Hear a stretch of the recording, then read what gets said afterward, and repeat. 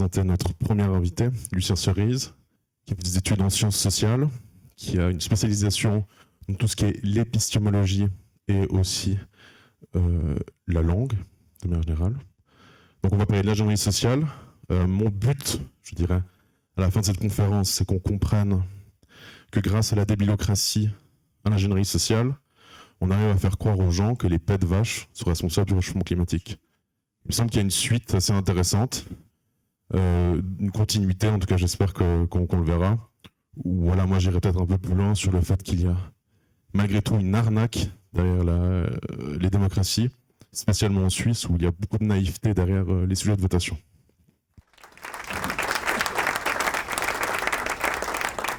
Alors dans cette conférence, il y aura deux parties. Première partie peut-être plus théorique, où on peut s'intéresser aux grands penseurs, un peu aux lignes directrices. Et la deuxième partie, ce sera des aspects pratiques. On va notamment parler des votations et des votations qui ont fait du bruit, je dirais, au niveau mondial. Alors peut-être, cher Lucien Cerise, en quelques mots, est-ce que vous pourriez peut-être nous expliquer l'ingénierie sociale, comment elle s'articule, comment elle se présente, et surtout, oui, comment de manière pratique elle est vécue ou elle nous est imposée? Oui, alors je vais faire un petit récapitulatif de mon rapport à ce concept d'ingénierie sociale. La première fois que je suis entré en contact avec ce signifiant, ingénierie sociale, c'était quand j'étais étudiant en philosophie à l'université de Reims, en France, et que donc effectivement je m'intéressais particulièrement à l'épistémologie. Et parmi les grands épistémologues du XXe siècle, il y a un certain Karl Popper, qui, dans ses textes des années 1950, notamment La Société ouverte et ses ennemis, parle d'ingénierie sociale. Il distingue deux sortes d'ingénierie sociale. Une ingénierie sociale utopiste, qu'il attribue au grand totalitarisme du XXe siècle. Donc là, dans les années 50, le nazisme, le fascisme était tombé, et en revanche, le bloc communiste était encore debout. Donc, il s'inscrit dans une perspective libérale. Libérale et liberté individuelle, etc. Et donc, il distingue cette ingénierie sociale utopiste qui nourrit des grands projets de refonte de la société, et qui en fait remonte au 19e siècle, mais même encore avant en fait, puisque le fondateur de l'utopie en Occident, du moins, c'est Platon, dans La République, qui imagine donc une société parfaitement rationnelle, enfin organisée de manière parfaitement rationnelle, et dirigée par le philosophe roi. Eh bien, figurez-vous qu'aujourd'hui, on en est toujours là, fondamentalement. C'est-à-dire que, pour en finir avec les problèmes, pour en finir avec l'irrationnel, en général, les utopistes nous promettent une table rase sur les problèmes, sur l'irrationnel, sur les passions, sur tout ce qui fait tâche, tout ce qui fait en quelque sorte tout ce qui nous pose des problèmes dans la vie au quotidien, notamment l'altérité par exemple, c'est-à-dire la contradiction, les antagonismes. Et, en général, les utopistes veulent en finir avec les contradictions, veulent en finir avec les antagonismes, notamment les antagonismes de classe par exemple. C'est ce qu'on trouve sous la plume de Marx, par exemple. On va en finir avec la lutte des classes, et instaurer une nouvelle société où il n'y aura plus de classe, et et là on se retrouve, alors en fait c'est une forme de platonisme quelque part, enfin du moins de société idéale, de société harmonieuse. Chez Platon dans La République, il y a trois classes en quelque sorte, parce que Platon s'inscrit dans le système des trois blocs de société, enfin dans le système indo-européen, avec ceux qui produisent, ceux qui pensent et ceux qui se battent. Mais ces trois groupes sont articulés de manière harmonieuse, et c'est toujours cette idée qu'on va en finir avec les problèmes, selon en fait un développement linéaire de l'histoire, avec un avant et un après, et donc une grande tabula rasa, une grande table rase, ou une grande réinitialisation, Vous voyez ce que je veux dire? Un Great Reset. Et le terme n'est pas employé par Klaus Schwab et Thierry Malray ne vient pas là par hasard. C'est-à-dire que, en fait, ce que Platon cherchait en organisant la société de manière rationnelle, au fil des siècles, ça va devenir l'organisation scientifique de la société. Comme le fondateur du management, Frederick Taylor, parlait de l'organisation scientifique du travail. Et le but, toujours, est d'en finir avec les problèmes. C'est vraiment... en fait, il y a quelque chose de légitime, c'est humain de vouloir en finir avec les problèmes. Sauf que, bon, l'enfer est pavé de bonnes intentions, et que, fondamentalement, une société sans problème, essayez d'imaginer ce que c'est, en fait. Bon, physiquement, vous l'avez senti en mars 2020, en fait, c'est le confinement et c'est tout ce qui s'ensuit. Concrètement, c'est ça. Une société fondée, par exemple, sur la médecine prédictive, qui est le nouveau concept à la mode, à l'OMS, et qui doit, en fait, anticiper sur les maladies avant qu'elles n'arrivent. Autre concept à la mode, c'est la maladie X. Vous savez, là, cette année, là, en 2024, donc l'OMS va s'acharner à essayer de faire passer une nouvelle version de son règlement sanitaire international, qui doit, donc, au prétexte d'anticiper sur la maladie X. Donc, bon, X, c'est le symbole de l'inconnu en mathématiques. Donc, au prétexte d'anticiper sur un risque potentiel, autorisera l'OMS à prendre des mesures sanitaires qui vaudront pour toute la planète, avec une chaîne de commandement qui sera totalement hiérarchisée, verticale, et qui mettra fin à la vraie diversité, c'est-à-dire en fait à la souveraineté sanitaire des politiques nationales souveraines. Là, on est à fond dans cette tradition utopiste. Qui en fait veut faire le bien, mais va faire le pire en réalité au prétexte de faire le bien. Et c'est toujours ça, le raisonnement utopiste est toujours assez stéréotypé. C'est toujours nous allons en fait en finir avec les problèmes, et pour cela nous allons mettre sur pied une nouvelle société qui en finira en fait avec l'irrationnel et avec surtout les contradictions. C'est l'état total de Hegel. C'est Francis Fukuyama, donc La fin de l'histoire, voilà, qui en 1992 publié un texte où il disait voilà, le capitalisme a gagné, il n'y a plus de contradiction, puisque le communisme a perdu. Maintenant, voilà, nous sommes dans un monde unifié, le village global. Donc en avant toute vers le transhumanisme. À l'époque, il était transhumaniste, Francis Fukuyama. Ensuite, il a changé. Il a retourné. Enfin, c'est pas qu'il a retourné sa veste, c'est qu'il est devenu réaliste. Il s'est bien rendu compte que le transhumanisme représentait un danger majeur, enfin, tout simplement pour l'espèce humaine. Mais voilà, en tout cas, à l'époque, voilà, je vous ai cité un certain nombre d'ouvrages. Et je vais vous parler de quelque chose qui est moins connu. C'est en fait l'apparition au XIXe siècle de l'expression d'ingénieur de la société. Là, en fait, voilà, donc en fait, bon, ça c'est un recueil de textes d'un ingénieur des mines français du nom de Frédéric Leplay. Qui a une avenue à son nom à Paris, en fait, parallèle à la Tour Eiffel, parallèle au Champ de Mars, et qui a fondé une école d'ingénieurs de la société à la fin du XIXe siècle, toujours pour faire le bien.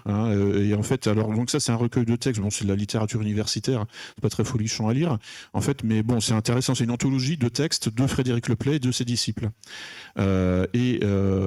Notamment un certain Émile Chesson écrit bien, voilà, nous allons en finir avec la lutte des classes au sein de l'entreprise et dans la société en général. Donc nous allons en finir en fait avec ce qui à l'époque était très à la mode, c'est-à-dire le marxisme ou le communisme, le socialisme, mais autrement que comme les marxistes veulent le faire. En fait, ce sera en intéressant les ouvriers au bénéfice de l'entreprise.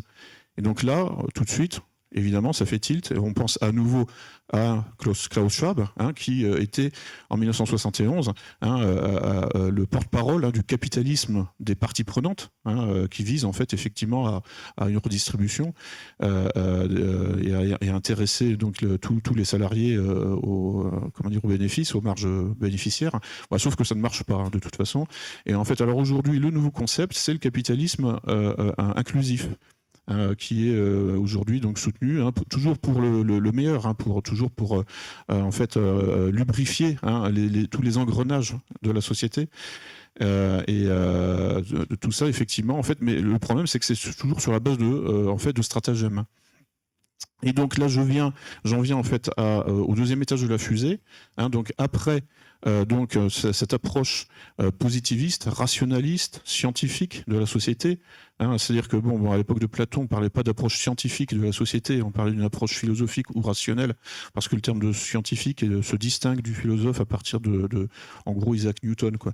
Mais enfin, jusqu'à Newton, le philosophe et le scientifique, c'était la même chose. Donc, on parle d'approche scientifique de la société, oui, à partir des Lumières, quoi, en gros. Donc, ça, c'est la première partie de l'ingénierie sociale, telle que Karl Popper la théorise sous le nom de ingénierie sociale utopiste, qu'il distingue d'une ingénierie sociale qu'il appelle en anglais piecemeal, qu'on pourrait traduire en français par modéré, en fait. C'est pas une traduction littérale, mais en gros, ce serait ça. Et d'ailleurs, en fait, donc avec des applications dans le travail social, par exemple. C'est-à-dire, en fait, par exemple, travailler à réinsérer les délinquants ou les toxicomanes. Il y a d'ailleurs en France un diplôme d'ingénierie sociale, dont la finalité n'est pas de faire la grande réinitialisation, c'est beaucoup plus modeste, c'est en fait de travailler justement à la réinsertion des marginaux. Mais là, on voit, l'idée, c'est toujours de réparer quelque chose. Et donc, c'est toujours cette approche un peu mécaniste de la société, dont on peut voir en fait encore une expression aussi dans cette méthode de management qui s'appelle la conduite du changement, véritablement qui appartient à cette famille de méthodologies de type ingénierie sociale. La conduite du changement, c'est en fait la méthode qui va faire changer quelqu'un, même s'il n'en a pas besoin. Je résume, je schématise, mais c'est vraiment ça. Donc c'est en fait une méthode visant en fait à restructurer les habitus, enfin les pratiques, les us et coutumes d'une entreprise pour en fait modifier en fait la culture d'entreprise. Et puis il peut y avoir des transferts de compétences, modifier la culture d'entreprise. Ça peut être, cette méthode de modification de la culture d'entreprise peut être appliquée pour modifier la culture tout court, la culture d'un peuple par exemple, pour transformer l'identité d'une entreprise ou d'un peuple. Et donc cette méthode de conduite du changement est distinguée alors il y a plusieurs versions de la conduite du changement, mais celle que je préfère, c'est celle de John Kotter, qui est enseignant à Harvard, professeur de management. Et les 8 étapes, donc il distingue sa méthode en 8 étapes. Et la première, ça consiste à créer un sentiment d'urgence. Mais le sentiment d'urgence n'a pas besoin d'être appuyé sur des faits réels. Ça, c'est pas précisé, et en fait, ça peut être entièrement fondé sur un sentiment, justement. Mais un sentiment n'est pas forcément réaliste. On peut avoir des sentiments fondés sur des hallucinations ou sur des impressions. Donc, mais il faut créer ce sentiment d'urgence dans le groupe cible, une entreprise ou un peuple, ou même la Terre entière. Puisque en mars 2020, l'OMS a décrété le confinement généralisé et surtout l'état de pandémie généralisée. L'OMS a donc créé un sentiment d'urgence à l'échelle planétaire. Donc c'était en fait un test in vivo, un test grandeur nature sur l'Homo sapiens sapiens. Ça a parfaitement marché. Mais bon, l'OMS ne veut pas s'en arrêter là, en fait, parce que il y a quand même eu des endroits où c'était pas si bien appliqué que ça, donc il y a eu de l'indiscipline. Donc dans une perspective utopiste, il reste en fait de l'altérité. Donc il reste en fait des contradictions et donc en fait donc de l'irrationnel. Toujours se rappeler que la pensée utopiste est parfaitement rationaliste et veut en finir avec l'inconscient en fait même. Au bout du bout, on en arrive là. Et cette conduite du changement en fait s'appuie donc sur la première étape, ça consiste à créer un sentiment d'urgence en fait pour déconstruire la culture d'entreprise, de telle entreprise cible, en fait pour déconstruire la stabilité de telle la culture stabilisée pour déstabiliser donc les pratiques, donc le comportement de telle entreprise ou de tel groupe cible, et pour l'engager dans un engrenage qui progressivement en fait va le déplacer de son point d'origine vers un nouveau point qui lui par contre est décidé par le manager ou par l'ingénieur social. C'est en fait une version un peu alambiquée de ce que la sagesse populaire appelle le pompier pyromane. C'est rien d'autre que ça. Donc on provoque un problème et puis après, on apporte sa propre solution. Mais là, on voit bien qu'en fait, on traite la société comme un objet tridimensionnel. Enfin, je veux dire, en fait, comme un bâtiment. En fait, c'est de la démolition contrôlée. C'est-à-dire, on démolit de manière contrôlée pour éviter en fait qu'il y ait trop de chocs en retour. Trop d'ondes sismiques en fait, c'est trop d'effets boomerang, et ce qui permet ensuite de reconstruire par-dessus selon un nouveau plan. En fait, l'ingénierie sociale n'est ni plus ni moins en fait qu'une forme d'ingénierie parmi d'autres. Il y a l'ingénierie dans le bâtiment, mais il y a aussi l'ingénierie informatique, l'ingénierie financière. Il y en a il y a toute une famille comme ça en fait de méthodologies qui donc à chaque fois se donnent pour objet de modifier, de transformer un donné. On récupère une société dans un certain état et on va la transformer. Évidemment, ces transformations peuvent provoquer justement du refus, peuvent provoquer des réactions. Alors pour contourner les réactions, donc toujours pour contourner la contradiction, contourner les antagonismes, contourner l'altérité, on fait appel à ce moment-là donc au deuxième étage de la fusée de l'ingénierie sociale, c'est-à-dire les stratagèmes. Donc le terme de social engineering a été récupéré par les milieux du piratage informatique à partir des années 90. Donc là, on voit en fait, si on fait une histoire une sorte de philologie, une histoire des notions, donc en fait, cette expression d'ingénieur de la société apparaît d'abord dans les milieux des savants utopistes, des intellectuels utopistes du 19e siècle, et puis ensuite, elle réapparaît. Alors donc, elle est traitée à sa manière par Karl Popper, mais ensuite elle réapparaît et est revendiquée par les milieux du piratage informatique. Dans une version particulière du piratage informatique, consistant à pirater l'utilisateur de la machine, et non pas la machine. Donc en fait, ce n'est plus ni moins que du piratage psychologique. C'est-à-dire on pirate en fait le facteur humain, qui est toujours le maillon faible des systèmes de sécurité. Et donc, oui, je vous écoute. Oui. Non, mais quelque chose qui me vient aussi, c'est que y a-t-il pas un paradoxe à vouloir avoir une société sans problème, mais le titre de votre ouvrage, c'est Gouverner par le chaos. Alors comment s'articulent les deux, justement ? C'est-à-dire une société sans problème, mais malgré tout, on la gouverne par le chaos, par des problèmes, par des pandémies ou des pandémies, comme certains peuvent le dire. Oui, alors effectivement, disons que le chaos est une étape intermédiaire, mais c'est un moyen pour une fin. Mais donc là, en l'occurrence, d'un point de vue utopiste, le chaos n'est qu'une étape. En fait, l'ingénierie sociale procède essentiellement par étapes. De toute façon, vous avez peut-être entendu parler aussi de la fenêtre Overton, ou de la méthode des nudges. À chaque fois, ça consiste à procéder à transformer furtivement le sujet social par étapes pour que la transformation soit insensible.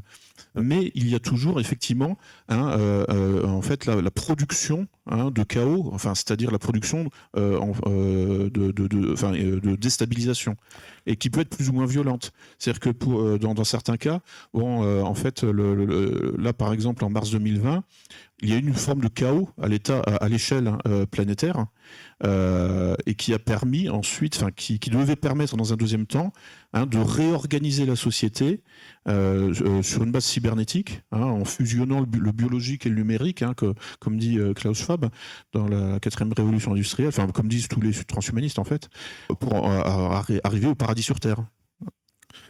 Alors je vais donner 2 exemples qui seront un peu piquants, qui permettront d'illustrer le propos.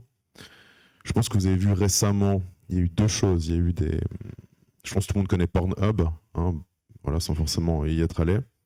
Mais il y a des réalisateurs, des gens derrière, pour justement déplacer cette fenêtre d'Overton, où ils mettent des acteurs trans, et des hommes et des femmes, et ils mélangent, si vous voulez, les genres dans les scènes, pour qu'une scène qui a l'air d'être une scène hétérosexuelle soit en fait une scène de transe, ce qui fait que ça pervertit totalement les mœurs.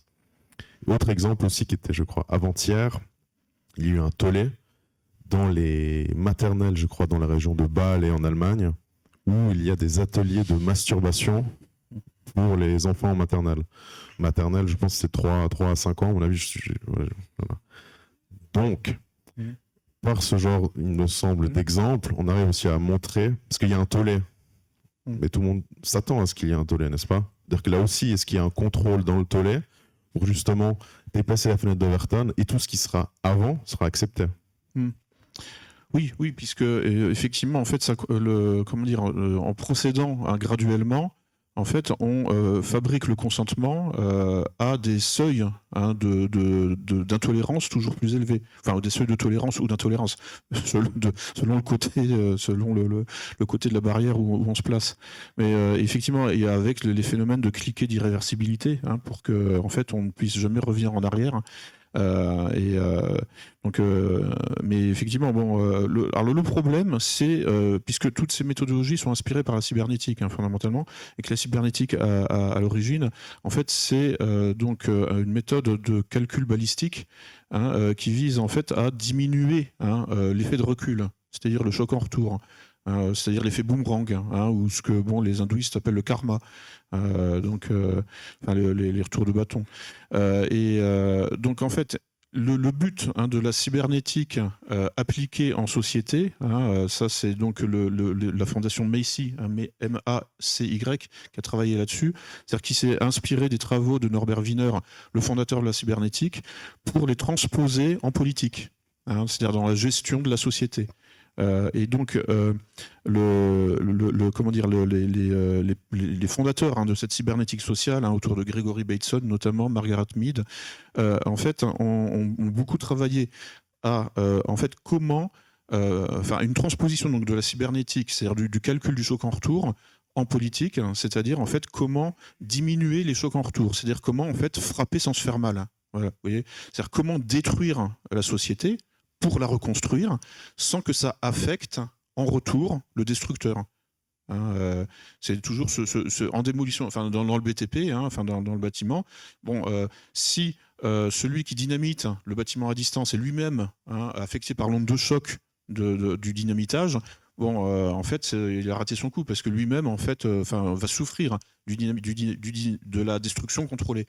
Donc c'est en ce sens qu'en fait, la gouvernance par le chaos, en fait, n'est pas masochiste, en fait, le but des gouverneurs par le chaos, le but des ingénieurs sociaux n'est pas de se faire mal, n'est pas de s'autodétruire. Le problème aujourd'hui, on voit que justement ces boucles de rétroaction persistent, et notamment au niveau idéologique. Et on voit par exemple des phénomènes très étranges, c'est que effectivement la destruction de la société par le LGBT, par exemple, en fait, finalement contamine à peu près absolument toute la société, y compris le pouvoir. Et on voit par exemple un phénomène que moi je trouve absolument fascinant, c'est par exemple la promotion du LGBT dans les effectifs militaires de l'OTAN. Ce qui est totalement contre-productif, intuitivement. Je n'ai pas besoin de faire un long discours pour que ça se comprenne. De la même manière, il y a une promotion du handicap dans les effectifs de l'OTAN. Donc, là, on se demande, mais à quoi joue-t-il ? En fait, ils appliquent simplement une idéologie égalitariste qui devient folle, en fait, et qui commence en fait, à finalement s'impacter elle-même, au sens où en fait, le pouvoir s'applique à lui-même les mécanismes destructeurs qu'il applique à sa cible. Et donc là, parce que en fait, finalement, l'OTAN, en l'occurrence, croit en sa propre propagande. C'est-à-dire que l'OTAN se veut le bras armé aujourd'hui de la société ouverte, de la diversité inclusive, de la liberté individuelle, donc de l'Occident, voilà, et y croit. Parce que sinon, il est bien évident que s'il n'y croyait pas, ils n'appliqueraient pas les critères, les standards LGBT au sein de leurs propres effectifs. Là, ce qu'on voit aussi, c'est que finalement, en réalité, la priorité de l'Occident n'est plus l'efficacité aujourd'hui. C'est d'ailleurs, à mon avis, en fait, quasiment peut-être le seul critère qui distingue l'Occident collectif, comme disaient les Russes, du reste du monde. Je veux dire, la Russie, la Chine, les BRICS. c'est qu'en fait le reste du monde reste préoccupé d'efficacité. Quand on fait quelque chose, on a envie que ça marche. Quand l'OTAN fait la promotion du LGBT ou du handicap dans ses effectifs, l'OTAN ne veut plus que ça marche à l'OTAN. Vous voyez, enfin en tout cas peut-être pour du travail de bureau, mais pas sur le terrain. C'est pas avec des transsexuels ou avec des handicapés que vous allez gagner la guerre des tranchées dans le Donbass. C'est évident. Bon, donc là on voit en fait une espèce de folie collective en fait, hein, et avec des avec des chocs en retour. Enfin, c'est-à-dire en fait la boucle de rétroaction finalement est même assumée et même désirée. Hein, et il n'y a même plus de boucle de rétroaction, c'est-à-dire qu'en fait le destructeur se détruit lui-même en premier. Hein, et en quelque sorte, c'est un peu une espèce de harakiri qui essaierait de faire exemple, enfin de faire Flores. Quelqu'un qui se suiciderait, qui dirait suivez-moi en fait. Hein. C'est le temple solaire en fait. Hein. Je veux dire l'Occident aujourd'hui. Non mais c'est ça, c'est la secte ou en Amérique du Sud là, je sais plus, enfin du côté dans les années 70 là, le pasteur machin. Enfin bon, c'est ça, c'est un suicide collectif. Et les dirigeants de ce monde occidental sont les premiers à se suicider, à se faire harakiri et nous demandent de les suivre.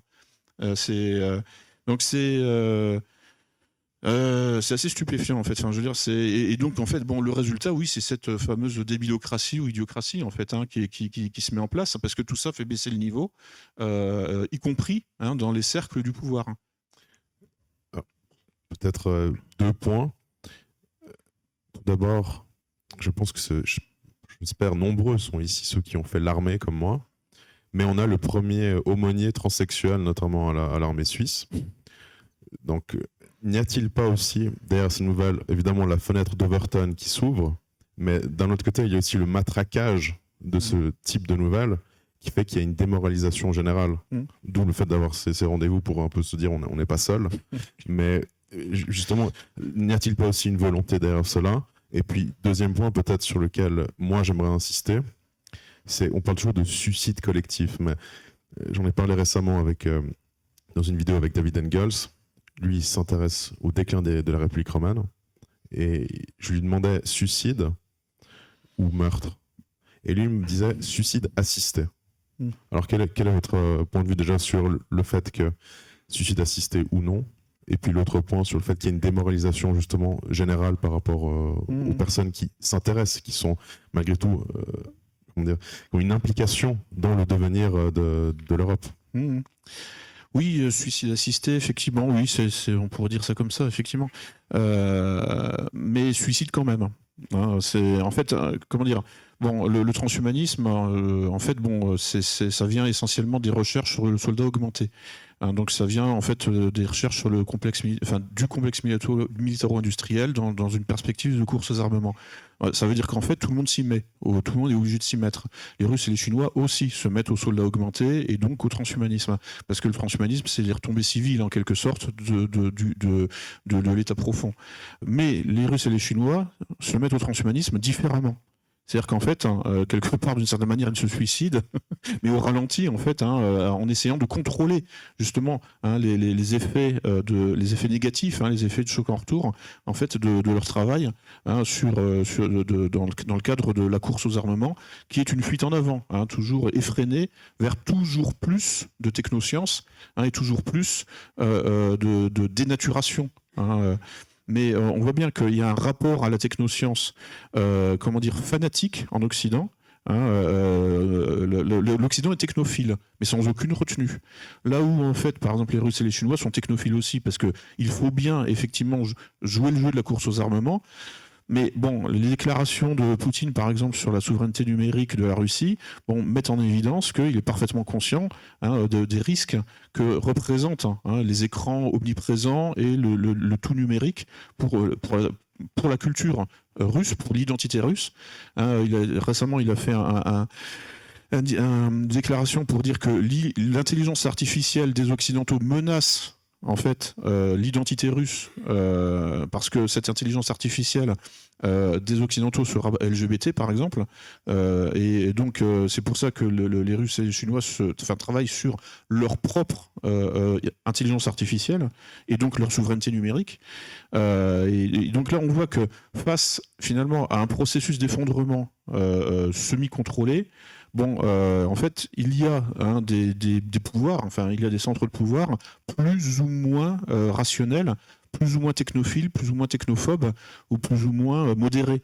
Et en ce sens, voilà, donc j'ai quand même l'impression qu'il y a une espèce de fascination de l'Occident pour son propre effondrement, et que oui, c'est assisté, mais bon, enfin c'est une sorte quand même enfin comment dire, plus, c'est une fascination esthétique en fait, enfin pour en fait son auto-transformation en fait, dans une espèce de nouvel homme, qui devrait émerger, de la science, là où effectivement bon, les BRICS par exemple sont beaucoup plus sceptiques sur le plan philosophique.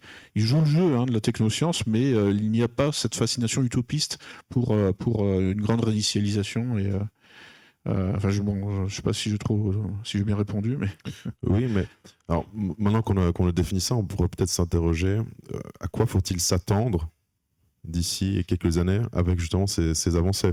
On parle de l'agenda 2030. Je pense qu'on peut, voilà, c'est pas un gros mot. Je pense que ici nombreux sont ceux qui connaissent un peu l'agenda 2030. Donc justement, à quoi faut-il s'attendre ces prochaines années avec l'avancée du transhumanisme, de la technoscience et une généralité sociale qui est poussée, comme j'ai dit avant, avec la manipulation des esprits à travers le porno, notamment la perversion des mœurs, etc.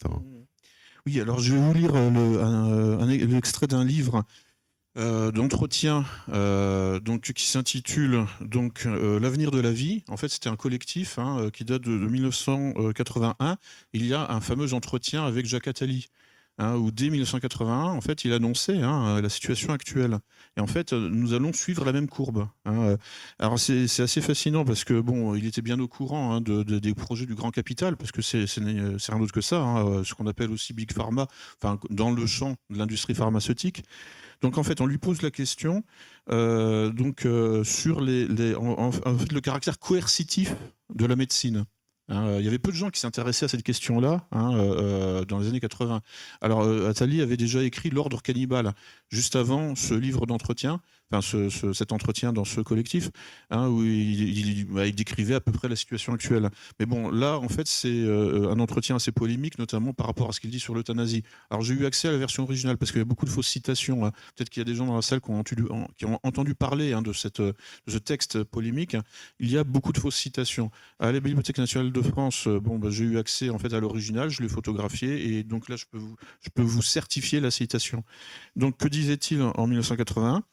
Ensuite, toutes les médecines du futur qui sont liées au contrôle du comportement peuvent avoir une incidence politique majeure.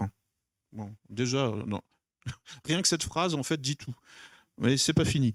Il serait en effet possible de rendre conciliable la démocratie parlementaire avec le totalitarisme, puisqu'il suffirait de maintenir toutes les règles formelles de la démocratie parlementaire, mais en même temps de généraliser l'utilisation de ces produits médicaux, pharmaceutiques, mais aussi passe sanitaire, etc. Donc il serait possible en même temps de généraliser l'utilisation de ces produits pour que le totalitarisme soit quotidien.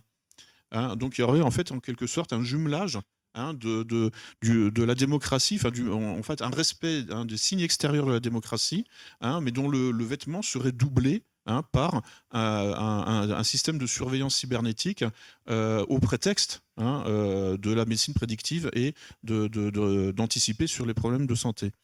Ensuite, le journaliste lui pose une nouvelle question. Est-ce que cela paraît concevable, un 1984 orwellien basé sur une pharmacologie du comportement ? Jacques Attali répond « Je ne crois pas à l'orwellisme, parce que c'est une forme de totalitarisme technique avec un Big Brother visible et centralisé. Je crois plutôt à un totalitarisme implicite avec un Big Brother invisible et décentralisé. Ces machines pour surveiller notre santé, que nous pourrions avoir pour notre bien, nous asserviront pour notre bien. En quelque sorte, nous subirons un conditionnement doux et permanent. » En fait, en 15 lignes, tout est dit. Alors moi, j'étais tombé sur les mêmes idées en fait avant d'avoir lu ce texte, cet entretien avec Attali, parce que bon, quand on lit Michel Foucault, Surveiller et punir, en fait, on en arrive aux mêmes conclusions, à peu de choses près.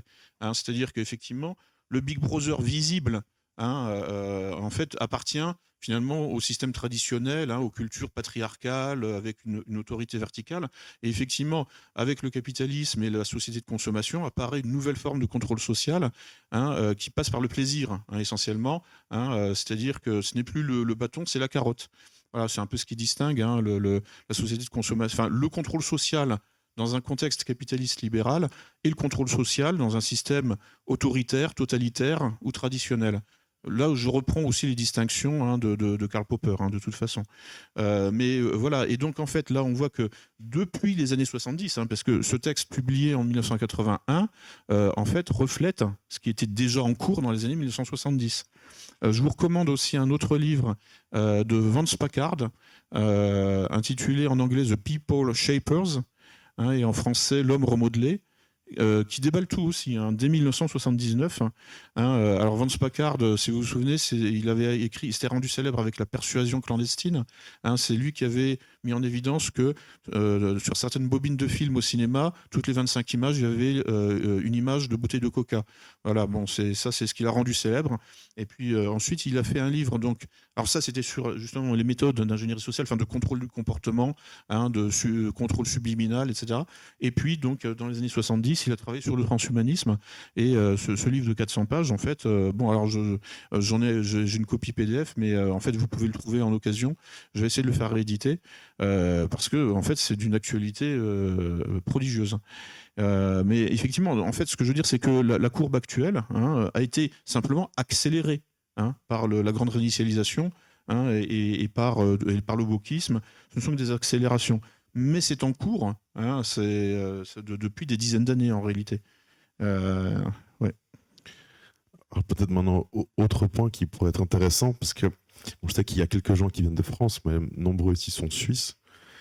N'y a-t-il pas justement une arnaque par l'ingénierie sociale, peut-être à nous faire croire ou à donner l'illusion que nous sommes en réelle démocratie, sous prétexte qu'il y a peut-être 2, 3 objets de manière trimestrielle?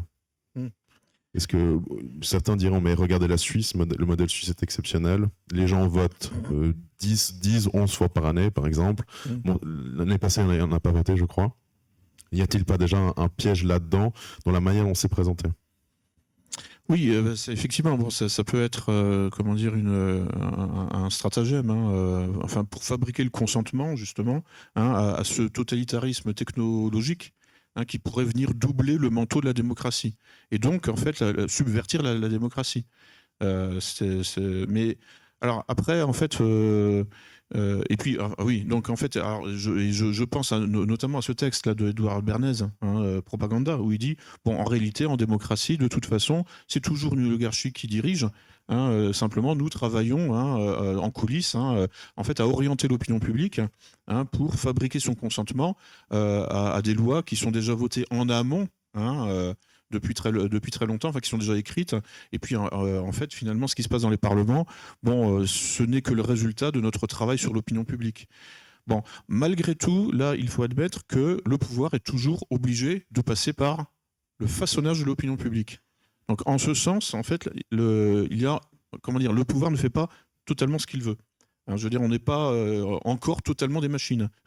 Enfin, je veux dire, on a encore la possibilité de dire non, de faire un travail métapolitique sur l'opinion publique, justement, pour essayer peut-être, effectivement, d'avoir des résultats dans les urnes, dans les parlements, avec des représentants de cette opinion publique qui dirait non, en fait, comment dire, au délire technophile et au transhumanisme. Donc bon, moi, oui, disons que la démocratie est un champ de bataille, en fait. Voilà.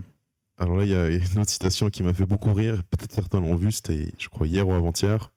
Klaus Schwab était sur le même plateau que nous. Et il disait, au fond, pourquoi être en démocratie? À quoi sert de voter? Parce qu'en fait, ce qu'il voulait dire, c'est qu'à travers l'ingénierie sociale, à travers l'intelligence artificielle et à travers notamment les sondages, on arrivait déjà à savoir ce qui allait être voté. Donc pourquoi voter si on sait ce qui va être voté? Donc là aussi, que répondre à Klaus Schwab sur ce point? Justement, c'est en fait, c'est-à-dire qu'il avoue qu'en fait, il est obligé lui-même de passer par l'analyse de l'opinion publique. C'est-à-dire que malgré tout, là, faut se mettre à la place justement de Schwab, et de ses amis. En fait, ils ont affaire à un gros animal, qui s'appelle le peuple, ou l'opinion publique, et qu'il s'agit de contrôler. Et donc, d'où ce travail inlassable, pour rationaliser cette opinion publique, pour rationaliser la société, pour l'encadrer le plus précisément possible, justement, enfin, pour régler en fait une bonne fois pour toutes l'opposition qu'elle pourrait représenter à nos projets, nous autres, du Forum économique mondial. Mais bon, là, Klaus Schwab démontre qu'il ne peut pas faire l'impasse sur en fait cette expression populiste, populaire ou populiste, enfin c'est l'expression en fait du peuple. Enfin, je veux dire, le travail sur l'opinion publique est en amont du vote, effectivement, pour pouvoir, c'est-à-dire, en fait, pour être en mesure en fait de réduire l'incertitude sur le vote, c'est-à-dire pour être en mesure de prédire, de faire des prédictions sur concernant le système électoral, il faut quand même travailler en amont sur le façonnage de cette opinion publique. Donc là, en fait, Schwab confirme en fait ce que je disais en fait. C'est qu'il n'est pas totalement libre de lui et comment dire, sa classe transnationale de privilégiés. Ils ne sont pas totalement libres de faire ce qu'ils veulent. Autre exemple, tout le monde se souvient, je pense, de la votation sur les minarets. Alors là, peut-être ça peut être un contre-exemple, parce que je pense que l'opinion a été façonnée dans le but à ce que ça ne passe pas. Pourtant, c'est passé, donc les Suisses ont voté contre cela. Comment analyser, je pense, cette votation au niveau stratégie du choc? Est-ce que les gens se reposent sur leur laurier dans l'idée où ils se disent c'est bon, maintenant je suis tranquille, cette votation, ce gros sujet, il est passé, donc je peux m'occuper d'autre chose? Est-ce qu'il y a aussi peut-être je dirais, comme ça, un retentissement mondial, M. Frasinger qui est ici et été invité sur Al Jazeera pour dire que les Suisses ne voulaient pas de minarets? Est-ce que ça ralentit l'immigration d'origine musulmane? Les gens se disent non, je ne vais peut-être pas aller en Suisse, il n'y a pas de minaret. Quel peut être l'effet là-dedans? Bon, factuellement, on voit bien que ça n'a pas ralenti l'islamisation, malheureusement. Mais comment analyser justement une stratégie de choc comme ça avec une votation qui a un retentissement mondial? Alors oui, il y a le risque, effectivement, de se reposer sur ses lauriers. C'est-à-dire, effectivement, bon voilà, on a gagné cette bataille, et ça donne l'illusion d'avoir gagné la guerre. Bon, ça, c'est le vrai risque. Et donc, c'est en ce sens qu'il faut, en quelque sorte, réinjecter du stress vital en permanence dans l'opinion publique, pour que en fait justement la population soit en permanence sous stress en quelque sorte, c'est-à-dire en fait ne se repose jamais sur ses lauriers, ne s'embourgeoise pas en quelque sorte, et ne se dise pas bon voilà, j'ai gagné une bataille et donc j'ai gagné la guerre. Ça effectivement, alors, sachant qu'en plus il y a les phénomènes d'accoutumance. Par exemple, en 2005, l'opinion publique française était pas loin, assez proche du Frexit, très anti-européiste. Et donc il y avait eu ce fameux référendum qui ensuite a été littéralement annulé par le traité de Lisbonne. Mais bon, je me souviens qu'à l'époque, alors donc il y avait les nonistes, on les appelait comme ça, c'était ceux qui étaient contre ce référendum, qui ont voté contre au projet de constitution européenne, et il y en avait beaucoup plus qu'aujourd'hui. Aujourd'hui, la population en fait a globalement accepté l'Union européenne. Et si on refaisait le référendum de 2005 en France, les nonistes ne gagneraient pas. Ou en tout cas, en fait, où ils ne gagneraient pas avec cette marge. Qui était, je crois que c'était 54% en fait d'opposants, mais parce que voilà, il y a en fait une sorte de paresse intellectuelle ou une paresse existentielle et une accoutumance en fait finalement à des conditions de vie dégradées, et puis comme il y a un travail, un gros lavage de cerveau pour en fait qu'on ne puisse pas remonter aux causes des problèmes. Il y a tout un travail en fait justement de déconstruction de la logique, des capacités de réflexion logique, pour que en fait pour que la relation de causalité qui est à la base en fait de la réflexion logique, en fait, ne puisse plus s'appliquer. Donc, en réorientant finalement la colère, par exemple, ou le malaise sur d'autres causes, par exemple, sur des, je sais pas quoi, sur des boucs émissaires ou sur ou sur l'extrême droite ou des bêtises comme ça.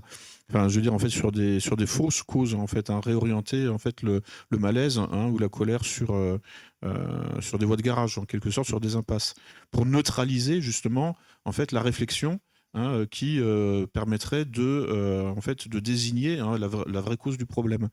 Donc bon, il y a tout ce travail là d'ingénierie cognitive, on pourrait parler comme ça, on pourrait dire ça, qui est permanent et qui toujours, enfin, ce travail à faire cet engineering of consent pour ne jamais revenir, qu'on ne puisse jamais revenir en arrière. Peut-être encore un autre point. Y a-t-il une eschatologie derrière justement cette idéologie du transhumanisme? Vous avez parlé en début justement de l'ordo ab chaos, donc la destruction créatrice, toute cette idéologie. Qu'est-ce qu'on peut... Y a-t-il une eschatologie derrière tout cela? Parce qu'on a entendu aussi Macron qui nous parlait justement de la bête de l'événement, elle est là et elle arrive. Comment comprendre cela? Oui, en fait, toutes les conceptions linéaires du temps sont susceptibles d'être accusées de ce point de vue-là. Je veux dire, c'est... l'eschatologie, c'est on pourrait dire la doctrine de la fin des temps, comment dire ça, la description de la fin des temps dans certaines religions. Mais effectivement, la notion de grande réinitialisation n'est pas forcément métaphysique, mais malgré tout, elle est eschatologique. C'est-à-dire qu'en fait, c'est simplement en fait une reformulation de la notion de table rase et ou de grande tribulation ou d'apocalypse. C'est-à-dire qu'il y a un événement, il y a un moment, il y a une période qui va couper l'histoire en deux, et plus rien ne sera comme avant. Cet après, ce qui viendra après la grande réinitialisation, la grande table rase, l'apocalypse, va nous faire rentrer dans un nouveau monde, dans un nouvel univers.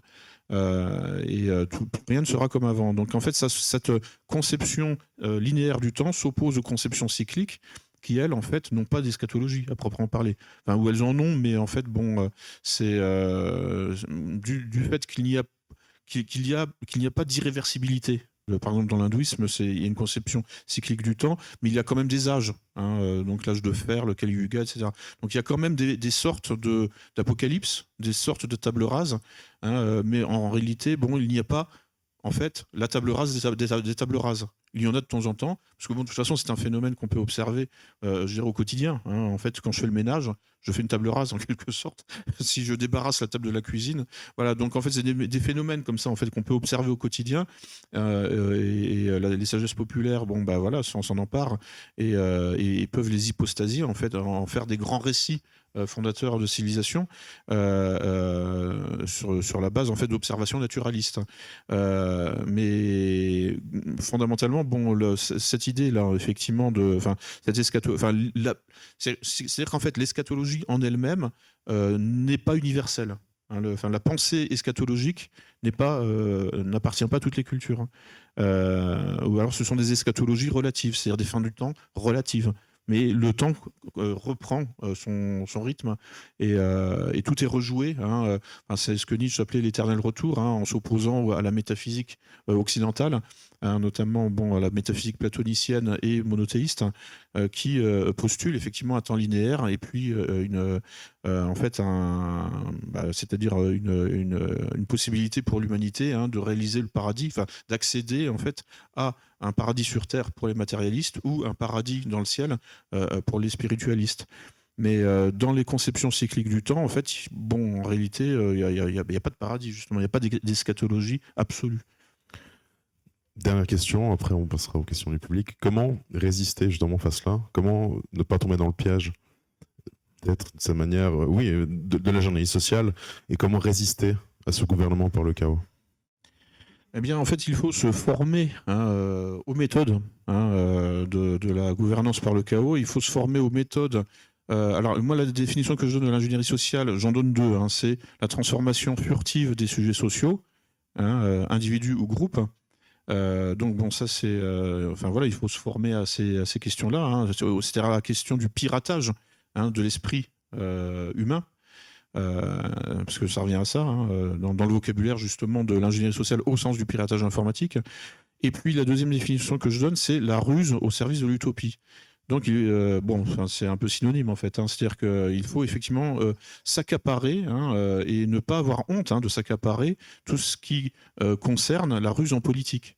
Hein. C'est-à-dire qu'en fait, là, c'est ça qui nous est appliqué, hein, avec justement la grande réinitialisation ou d'autres choses. On fabrique notre consentement finalement à la négation de notre propre instinct de conservation. Et donc, mais il faut savoir répondre d'égal à égal, à armes égales. Hein, je vais reprendre alors comment dire ça, l'œuvre de Platon, hein, qui met en scène Socrate, hein, contre les sophistes dans les dialogues.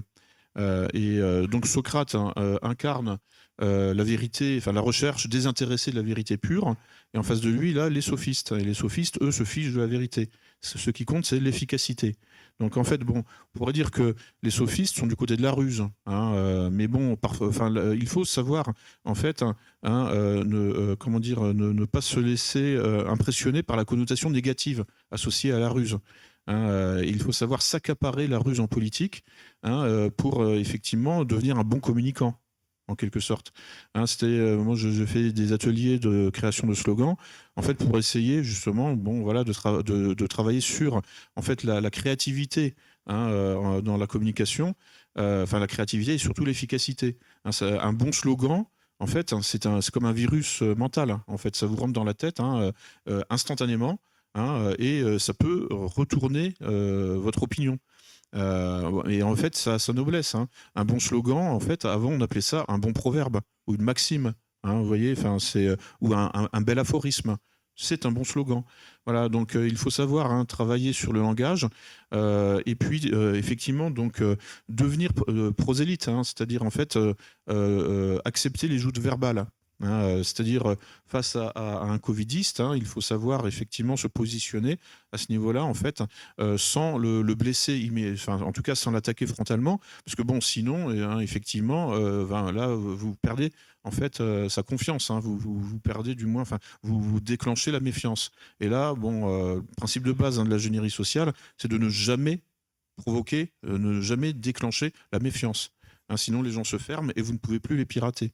Hein, donc il faut travailler sur le lien de confiance ou éventuellement sur l'indifférence, hein, savoir cultiver l'indifférence autour de soi, et pour avancer masqué en quelque sorte, hein, et puis donc s'approprier, hein, cette culture de la ruse, hein, qui fait partie de notre civilisation, hein, le cheval de Troie par exemple, hein, c'est ça, et puis c'est d'ailleurs l'expression cheval de Troie est appliquée, hein, dans les milieux du piratage informatique, hein. Et puis bon, Ulysse, hein, qui était l'homme aux mille ruses, hein, donc il faut savoir effectivement être sophiste, hein, être Ulysse, et mettre en place des chevaux de Troie, hein, pour effectivement bon, s'insinuer, hein, dans le cerveau des gens, hein, et travailler, en fait devenir un spin doctor, hein, un expert en retournement de l'opinion d'autrui. Mais après, et puis à la fin, bon, il faut une traduction institutionnelle, hein, de toute façon. Donc là, bon, moi je dis, la métapolitique n'exclut pas la politique, hein, mais la politique politicienne, hein, au sens vulgaire du terme. Hein, et d'ailleurs, les sophistes eux-mêmes n'étaient pas politiciens, mais c'était les conseillers en communication des politiciens. Hein, et il faut savoir, hein, mettre les mains dans le cambouis dans ce domaine-là. Pour justement avoir un pied dans l'institution. Parce que sinon, en fait, bon, on reste en suspension. Hein. La métapolitique, c'est indispensable pour travailler sur l'opinion publique, mais ensuite, il faut transformer l'essai. Une fois qu'on a 51% de l'opinion publique avec soi, eh bien, bon, bah, il faut que ça ait une traduction au niveau institutionnel. Hein, et là, on peut commencer à donner des ordres aux flics au lieu de subir les ordres que les flics nous donnent. Parce qu'à la fin, c'est comme ça que ça se termine. Enfin, je veux dire, le confinement à Paris, c'était ça. En fait, les flics nous couraient dans la rue, hein, pour nous demander notre attestation là, de sortie auto-signée, ou parce qu'on n'avait pas le masque sur le visage. Et à la fin, en fait, les totalitarismes, ça se termine toujours comme ça, en fait, hein, avec un affrontement physique. Et moi, je ne veux pas, en fait, après justement avoir fait j'ai un passé, je dirais, d'une quinzaine d'années dans les milieux d'extrême gauche, donc j'ai fait beaucoup de manifs jusqu'aux Gilets jaunes, etc. Bon, j'en ai un peu assez, hein, en fait, d'être toujours obligé d'obéir aux flics. Moi, maintenant, aujourd'hui, c'est pour ça que je suis pas un bon gauchiste, parce qu'en fait, je veux le pouvoir. Et donc, je veux être en mesure de donner des ordres aux flics, après avoir subi leurs ordres. Donc, et un jour ou l'autre, hein, de toute façon, en fait, voilà. Sinon, on se cantonne, hein, finalement, à la contestation, en fait, en suspension. Les contre-pouvoirs, hein, à un moment ou un autre, doivent devenir des pouvoirs. Bon, sinon, bon, voilà, oui, c'est un peu, ça donne l'impression de stagner, en fait, hein, de faire du surplace en permanence et de se satisfaire finalement d'une position de marginal. Voilà, c'est pour ça que j'aime pas trop le terme de dissidence qui est très à la mode en France en ce moment, parce que ça me donne l'impression d'être minoritaire. Non, non, non, moi je suis majoritaire déjà premièrement, et il faut que ça se traduise, hein, concrètement dans la vie de tous les jours.